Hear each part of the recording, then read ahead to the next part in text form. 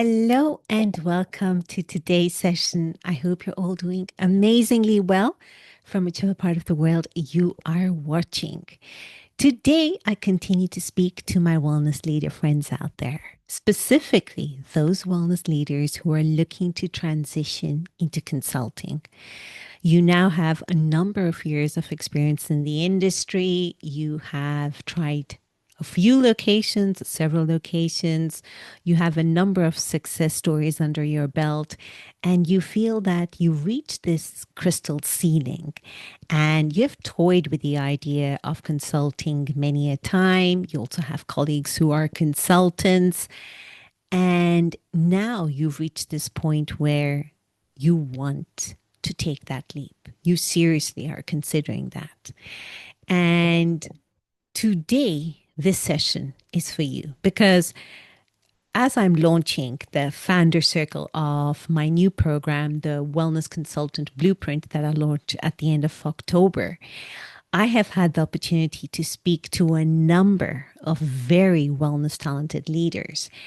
And over these past few weeks, now these are leaders like yourself. You have a number of years of experience, as I was mentioning. You are very qualified. People reach out to you, and you could pretty much do your job in your sleep.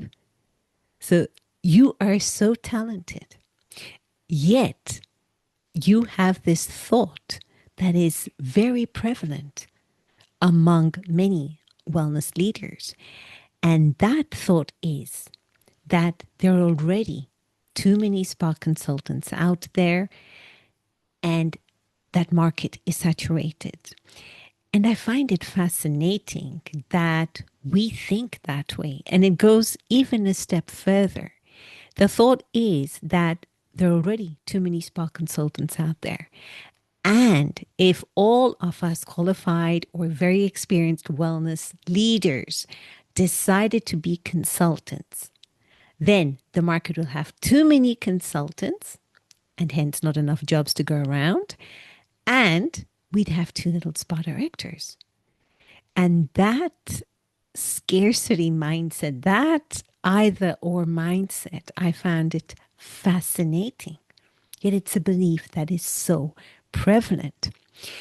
And today, I want to talk about how that is actually not true. And it is the thought that is limiting not only you, but also the rest of the industry. Now, here's why. I've been in this industry for over 20 years. I'm old. I've been around the block a few times. And in the beginning, there were only genuinely a handful of projects. Wellness was not what it is today.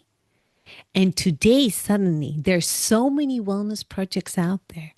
We don't know what to do with ourselves. I am saying on a weekly basis, more no's than yeses. It's a fantastic place to be in, to say no to business. And that is not me just saying no to say no. It's me saying no because A, what they need, that level of specialization is not my wheelhouse. And that is the beauty of our industry. We are so diverse, yet specialist. And there is so much room for us. And there are people who are dying out for your specific skill set that you have very consciously developed over the last few years. Or very intentionally, you might not know that you have all that value, or you might not want to see it, but you have it. So on a weekly basis, I have investors from hoteliers to other companies because, now wellness is pretty much slapped onto any industry across the board, not only in hospitality. My wheelhouse is wellness and hospitality in the tourism industry. But people outside this industry are also reaching out to me. And you know what the number one complaint is? Sonal, there are not enough qualified wellness consultants. Now, how ironic is that? We have an industry that is saturated with wellness leaders who are so qualified, wellness leaders who have so much experience, and yet, we don't want to take that leap. And I want to go back to this point of these investors saying, Sonal, there are not enough qualified wellness consultants. And I'm actually going to concur with that. Now, I know I'm ruffling a few feathers out there, but stay with me. There is a reason why I am, why I think that. And I will start off with just my personal experience. Now, a couple of years ago, nice problem to have. My business was exploding. I was having so much growth, so many projects all happening at the same time. And there's only really me. I needed help, and also help from someone who understood the wellness business, not just getting any help out there, very qualified help, but maybe not in wellness. And when I published this post on LinkedIn and put out the applications or the job application, I got 384 applications. It took me a week to sort it out, and I shortlisted it to 90 people who I could actually have a call with. And I ended up only having a call with 39 of these candidates because 40 odd people either didn't show up or didn't respond or didn't remember what job application they had done. And from those 39, I chose 4. And none of those 4 incredibly talented wellness leaders could deliver a very simple thing I needed. So we can be great as a wellness director, but that does not automatically make us great wellness consultants. We don't just waltz out of a wellness director position and step into a consulting position and think that we don't need to develop certain skill sets. And just on the record, it is not more wellness knowledge.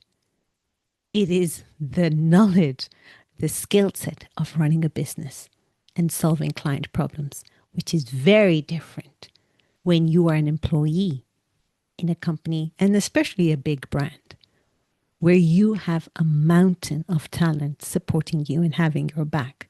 We just don't realize it. So here we are. We have wellness leaders, incredibly talented, have already reached the ceiling. There is no room for them to grow. And they think that the industry has too many consultants. When the reality is, currently, there are investors crying out for your specific expertise.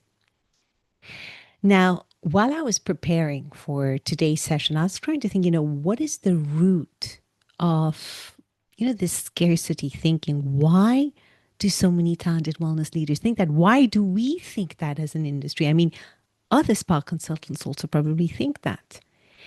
And I came up with 4 reasons.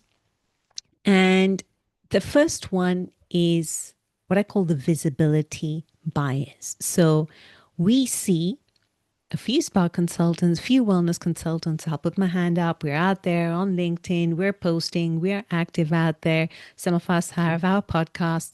Or we see the same people speaking at all these events, or the same people teaching at hospitality schools. And we think, oh, those positions are already taken. That means that I don't have any space. And here's the truth. Though I'm honking my horn here on LinkedIn, none of my clients have a LinkedIn profile. The irony of it all. So we see limited positions from our perspective, and we see those limited positions occupied by the same people for a gazillion years. And we think, there's no space for us. They're hogging it. so to speak. And that's not true. There is a world outside the small inner circle. There is a huge net out there of people who are looking and are crying out for people with your expertise. Only if you're willing to get over your drama and step into that consultant position. The other, I think the root cause of the scarcity thinking is what I call the difference between the employee mindset and the entrepreneur mindset. And this brings me back to my personal experience where I said I test drove for incredibly talented wellness leaders who couldn't deliver. And not because they weren't talented or they didn't know, they just hadn't learned the skills of what consulting requires. And going back to this employee mindset versus entrepreneur mindset, the employee mindset is there are limited jobs here. And the entrepreneur thinks, oh my God, this is wellness, unlimited problems. Now, this mindset that there are only limited positions and they're already taken up, instead of the entrepreneur mindset thinking, oh my God, wellness is booming. So many people don't know how to do the wellness business. They need our help. And I have the perfect cure for their problem. The third root of the scarcity thinking is what I call imposter syndrome. Now, I don't want to be conflictive in this, but traditionally, the spa and wellness industry has been made up of women. Now we have more and more men coming in as the industry is becoming more, I think, is growing and people are seeing the opportunity within this industry. And women tend to suffer more from imposter syndrome.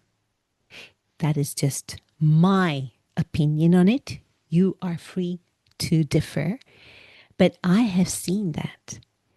And there are leaders out there thinking that if I can do all this ninjery, manage, all this ninja stuff, diverse teams, diverse needs, seasonal operations, being the bit player of a bigger player, managing people who are not hardwired to think about operational efficiencies and also have to speak to people, your superiors, your owners, your GMs who understand nothing about the wellness business, and you have to talk to them only about operational efficiencies. All that ninja work you have been doing, all the ninja fires you've been putting out, and you still think that if I can do it, everyone else can do it. And the harsh truth is that what you can do, no one else can do. And the third root of this scarcity thinking is industry conditioning. And that is, we are taught from the very entry level that there are only a limited number of positions available. And we have to compete for them. Now, as I said, I've been around the block a few times. I've been in this industry a few times. And I remember when I started, they were genuinely limited positions. There were only a handful of worthy global wellness director positions. Only a handful of hoteliers would actually invest in that position. And I can assure you, those of us who actually got those positions, there's no way we were letting go of them. So one person who gets it and they stay on for a decade or more, and that automatically shuts, so to speak, a door for you. So as an industry over the last few decades, we have, without realizing it, been conditioned and taught to compete for a very limited number of positions. And I think these are the four reasons that are the root cause of this scarcity thinking that we have. There are already too many spa consultants out there, and the market doesn't need more spa consultants. And if all these very experienced wellness leaders left the operations, then the wellness industry would be left with no wellness directors. And the irony of that is that the wellness industry is a several $1 trillion industry, rapidly growing, one of the few industries in the world that is rapidly growing. And we think that if our wellness leaders actually went ahead and transformed themselves and offered the immense value that they had, that suddenly the market would be saturated and we won't have any wellness leaders to manage these operations. And we, when I say it that way, I hope you can see how absurd that actually does sound. And what I did want to tackle next here is, that qualified versus unqualified gap. And, we have wellness leaders who are saying, that I was saying earlier on, we have immense experience. And as our wellness field is so diverse and specialist, it's amazing to see the number of wellness leaders, their previous backgrounds, how they have moved across locations, across brands, across different types of teams, across very different kinds of operations. And they've built themselves such a solid and incredibly unique skill set. Yet the irony is we have not enough qualified spa consultants. It doesn't mean that the spa consultants and wellness consultants we have out there aren't qualified. It's just that the market does not have enough qualified wellness consultants. And the reason the market is so short of qualified people is that wellness leaders sometimes reach this point where they're so desperate that they just have to leave where they are. And they're so burnt out that they just take on the consulting role because they want to manage their own time. They want to manage their own freedom. And then they start taking on any old job within the consulting realm without taking the time to develop the basic skills they need as a consultant. When you're transitioning from an employee, where your job fundamentally was to be the head of a department, of a very small business unit compared to the rest, and in some cases, you don't even have a seat at the hotel's big table. You're essentially an order taker and a firefighter. I mean, that's me being quite harsh, but if we just boiled it down to that, that is what most wellness leaders' positions look like. And then we're asking them to go create a mini business of their own, where they are 100% responsible for generating all the income that's going to sustain themselves and their families. And that transition requires you to build certain skills. You don't need more wellness knowledge. You just need to know how to pack that knowledge in a way that solves real market problems. And that honestly is a skill that you can very easily learn, but you need to learn it. So as an employee, you are managing spa operations.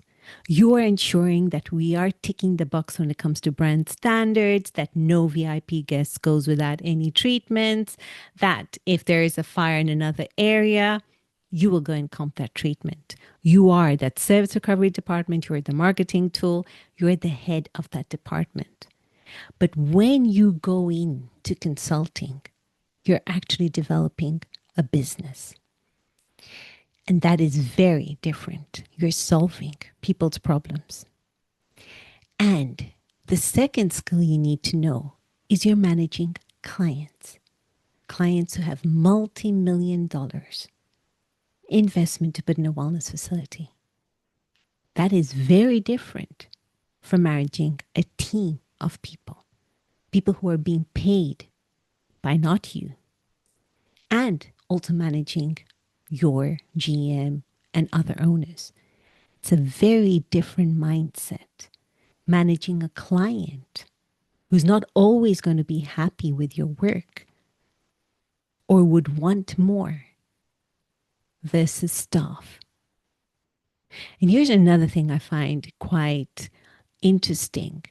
And I've found wellness leaders struggle with that. And I know I did so myself too in the beginning, was rarely do you get a complaint about the spa. I mean, very rarely have I had anyone complain that they did not have a good treatment.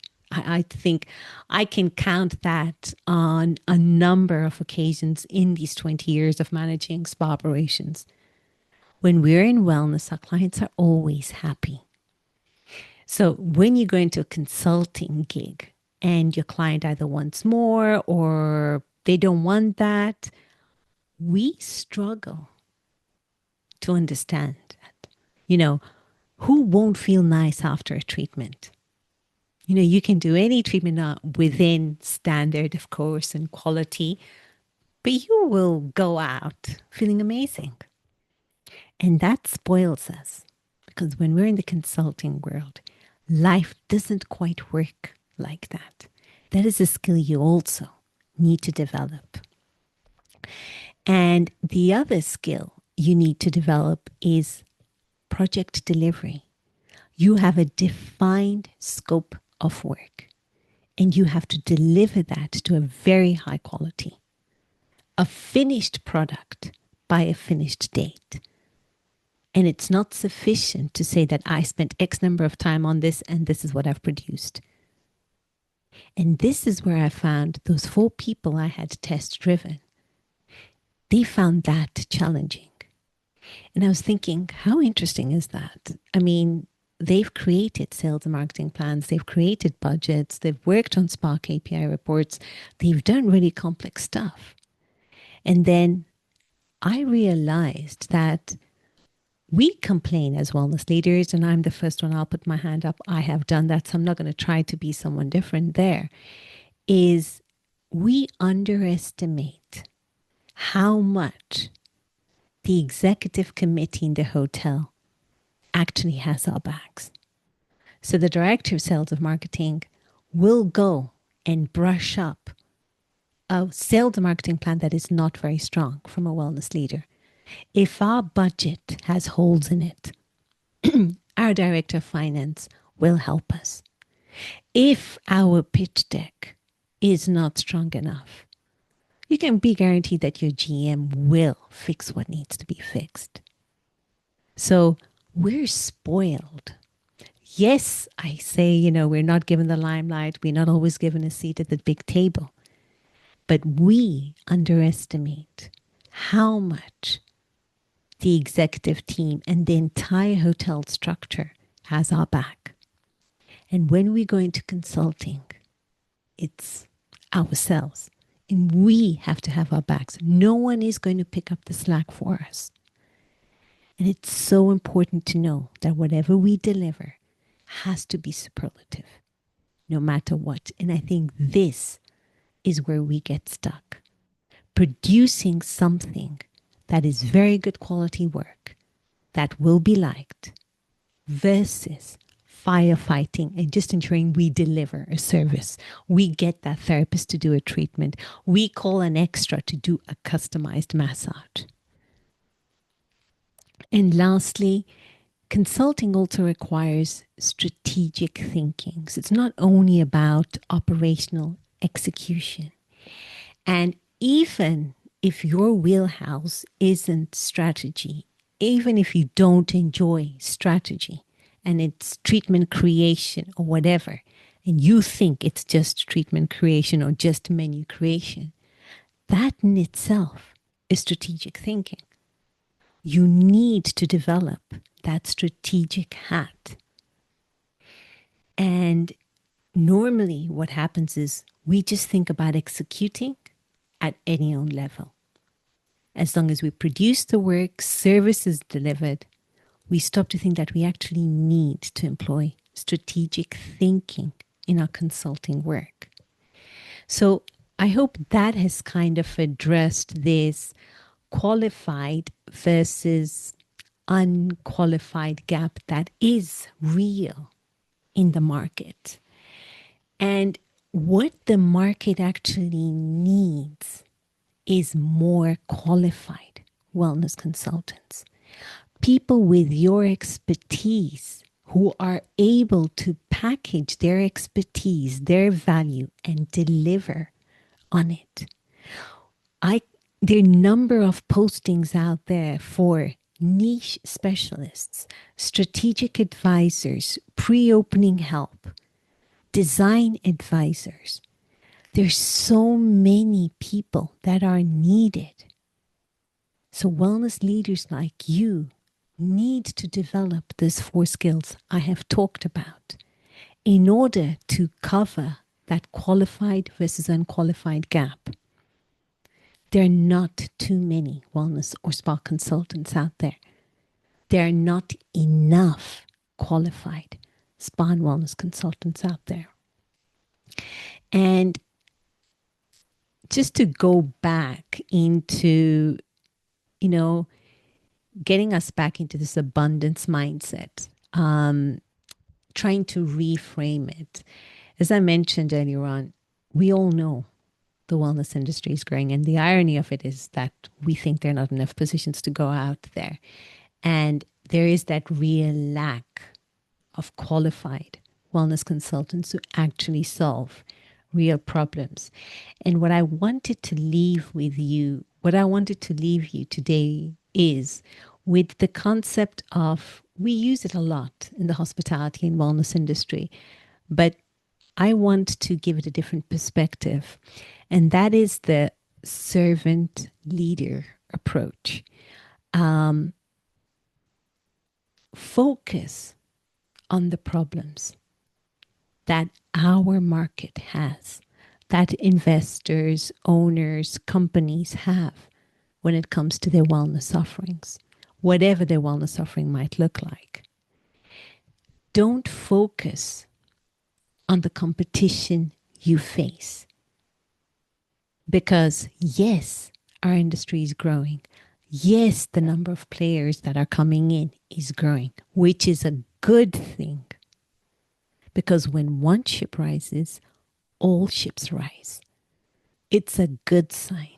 But I can assure you, the growth or the rate at which the number of new players are entering the market, our wellness market,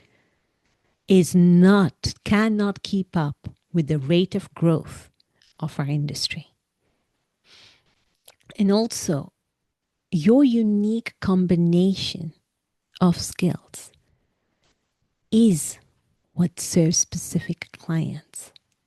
There is a client out there who needs your specific unique combination.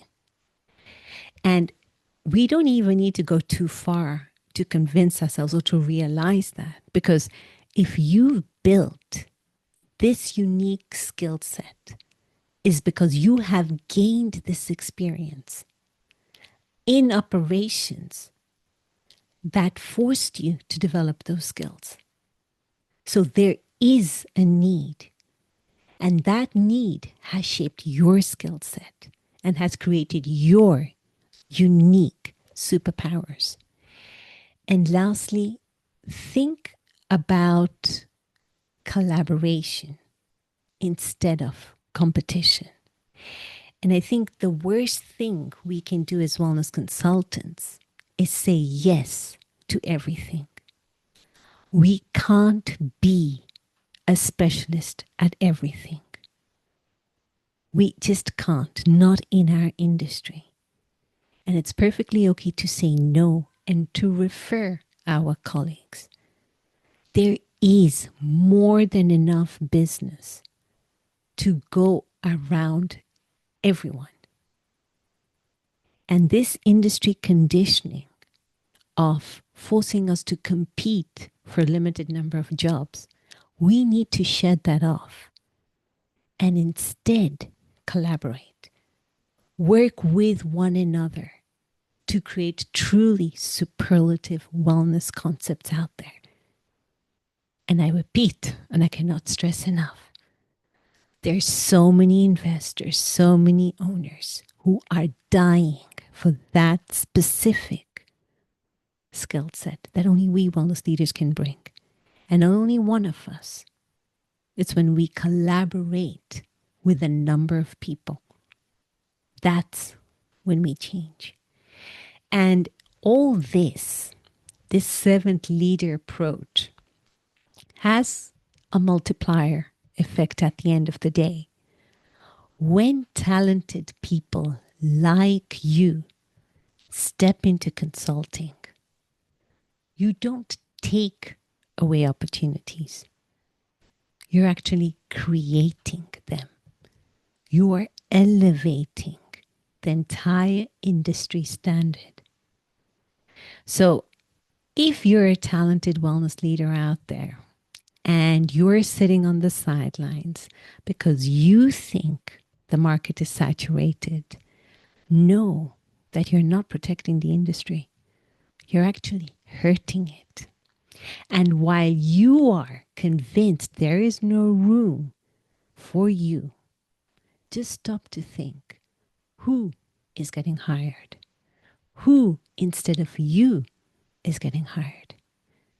The reality is there are wellness consultants who have no experience in wellness and people who are creating wellness concepts that have no clue about wellness. And I'm not saying that from a place of arrogance. It's the harsh truth. They've seen a market opportunity and they're acting on it while you're sitting in the sidelines. So the industry doesn't need fewer qualified wellness consultants. It actually needs more of you.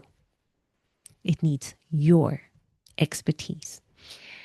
And if you're ready to step into consulting, I'll be holding a free webinar, a free masterclass on the 9th and the 16th of October. I'll be leaving details in the comments section below so you can register to learn more about how you can sign your first consulting clients. And on that wonderful note, I wish you all a beautiful day ahead. Take care now.